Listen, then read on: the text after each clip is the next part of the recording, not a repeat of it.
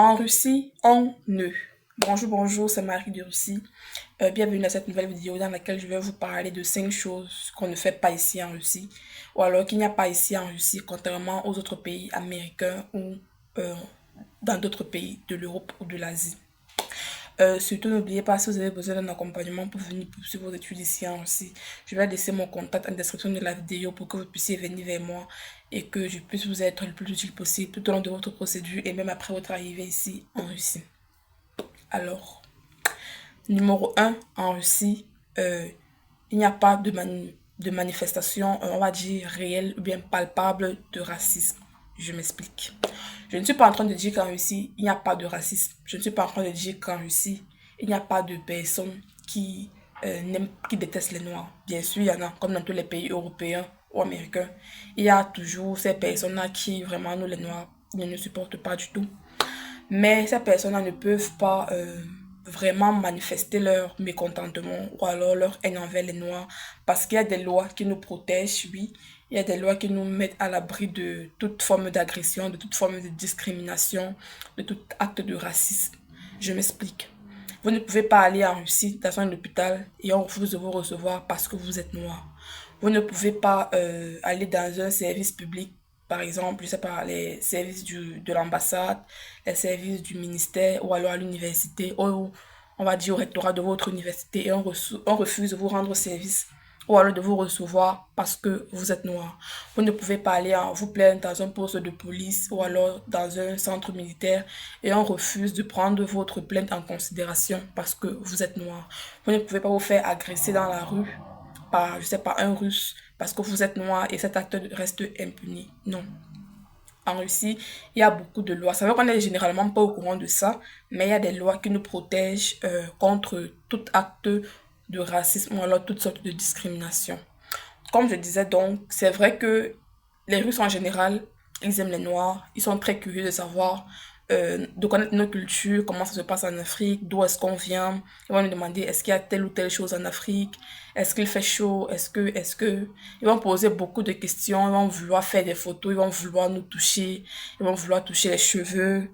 En fait, ils sont très curieux en fait, mais de là, mais en vrai, de vrai, ils sont pas vraiment racistes. C'est vrai qu'il y a des exceptions, on va dire peut-être sur 5 Russes que vous preniez au hasard, 3 ne sont pas racistes et 2 sont racistes.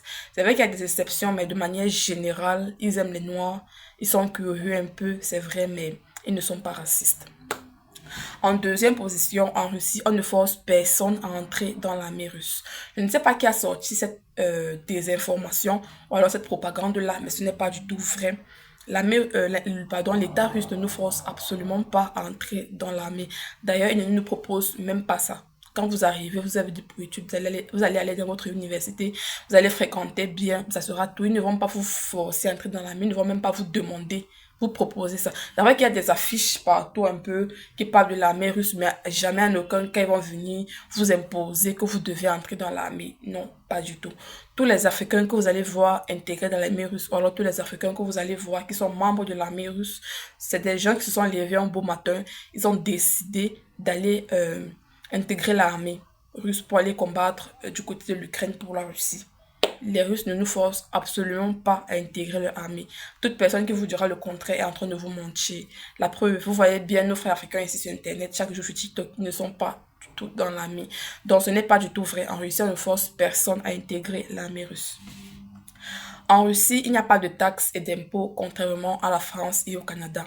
Oui, ici, on ne paye pas de taxes, on ne paye pas d'impôts.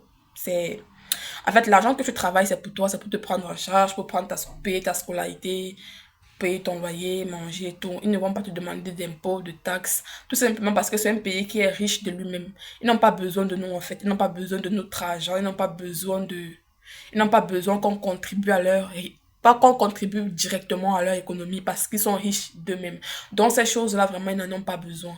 C'est aussi une cause pour laquelle, par exemple, c'est aussi une raison pour laquelle les salaires sont bas ici en Russie. Parce que, vu que nous, on ne paye pas d'impôts et de taxes, ce sont les employeurs russes les entreprises russes qui payent les impôts et les taxes à la place de leurs employés. Ce qui se passe, donc, c'est qu'ils prélèvent ça dans les salaires et résultat, on ne se retrouve pas avec grand-chose. Ou alors, les salaires ne sont pas aussi élevés qu'en France et au Canada où les employés payent directement les impôts et les taxes directement dans leur salaire. Ici, ce sont les entreprises. Donc, lorsque tu reçois le salaire, c'est ton argent à toi. Tu n'as pas d'argent à verser à l'État, tu n'as pas d'impôts et de taxes à payer. En Russie, lorsqu'un étudiant vit au foyer étudiant, il ne paye pas de facture d'eau, il ne paye pas de facture d'électricité, il ne paye pas de facture de gaz. En fait, il ne paye aucune facture du tout. La seule chose qu'il a payé, c'est son loyer. Un loyer qui atteint rarement, alors qui dépasse rarement les 15 000. C'est très rare pour un foyer étudiant de payer 15 000 francs CFA, c'est-à-dire à peu près 20 $. C'est rare de voir un loyer qui atteint les 20, 22, 23 $. C'est absolument très rare. Et même dans les 20, 22 ou 23 $, là, tout est compris à l'intérieur. Le loyer pour votre chambre, l'électricité est comprise, l'eau est comprise, le gaz est compris. De telle sorte que lorsque vous intégrez, la seule chose que vous payez, c'est votre loyer. Vous ne payez aucune facture, il n'y a aucune surfacturation. Même l'entretien du foyer étudiant est inclus à l'intérieur. Parce qu'il faut savoir qu'il y a des dames qui occupent de laver les draps, laver les couloirs, laver les escaliers. En fait, elle s'occupe de la propreté extérieure et intérieure du foyer étudiant. Bien sûr, généralement, il y a des contrôles pour voir si on garde bien les dortoirs, si les chambres sont propres. Et aussi, on a le droit de changer les draps une fois par semaine. Donc, une fois toutes les semaines, tu peux enlever les draps de ton lit, descendre avec ça à l'accueil, donner aux dames qui sont à l'accueil de la psychiatrie. Et elles vont changer ça une fois. Généralement, on a le droit une fois par semaine de changer les draps sans avoir à payer grand-chose. Tout ce qu'on a fait, c'est de payer notre loyer. En Russie, on ne paye pas les factures d'hôpitaux. Oui, ça vous avez bien entendu. Ici, généralement, la chose sur laquelle ils ne badinent pas après la scolarité, c'est l'assurance maladie. Ça, vraiment, ça doit toujours être à jour. D'ailleurs, même pour qu'on prolonge le visa, il faut que tu payes l'assurance maladie. Tout simplement parce que après être arrivé ici, lorsqu'on va tomber malade, l'assurance va tout prendre en charge, sauf les médicaments, bien sûr. Si vous allez à l'hôpital pour une maladie, les examens, la consultation, les opérations, les chirurgies, tout sera pris en charge par l'assurance, sauf l'ordonnance que le médecin va vous prescrire, que vous allez aller lire avec à la pharmacie. Ça, on paye ça de nous-mêmes. Mais sinon, tout le reste, les scanners, même si c'est le scanner, l'IRM, je sais pas, vous avez peut-être fait un accident de voiture, ou alors, je crois aussi que les verres ne sont pas pris en charge par l'assurance, les lunettes ne sont pas pris en charge par l'assurance. Mais sinon, tout le reste, les opérations, les consultations, les examens, tout ça, sont pris en charge par l'assurance. Ce qui fait que lorsqu'on tombe malade ici, on ne dépense pas beaucoup, on ne dépense pas vraiment. Sinon, pour les médicaments que le médecin va prescrire à l'hôpital, qu'on va aller acheter à la pharmacie. En Russie, on reçoit rapidement à l'hôpital, c'est-à-dire que contrairement aux pays comme le Canada où apparemment, parce que je ne vis pas là-bas, la prise en charge à l'hôpital sera un peu compliquée, sera un peu, on va dire, lent. Ici, c'est rapide. Vous allez à l'hôpital, on va vous recevoir, vous allez passer vos examens, on vous dit ce que vous avez. Si on va vous hospitaliser, bien sûr, aux frais de l'assurance, vous serez hospitalisé. Si on doit vous libérer, ils vont vous libérer, vous allez acheter vos médicaments à la pharmacie.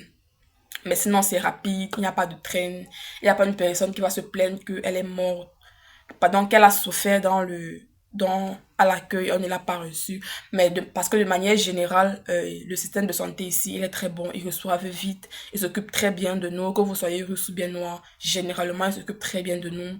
Et voilà, on n'a pas à se plaindre. Seulement du côté santé, il n'y a pas à se plaindre. Donc voilà un peu ce que j'avais à vous dire dans cette vidéo. Surtout, n'oubliez pas, si vous avez besoin d'un accompagnement pour venir ici en Russie, je vais laisser mon contact en description de la vidéo pour que vous puissiez venir vers moi et que l'on puisse s'occuper de votre procédure dans les plus brefs délais. Merci.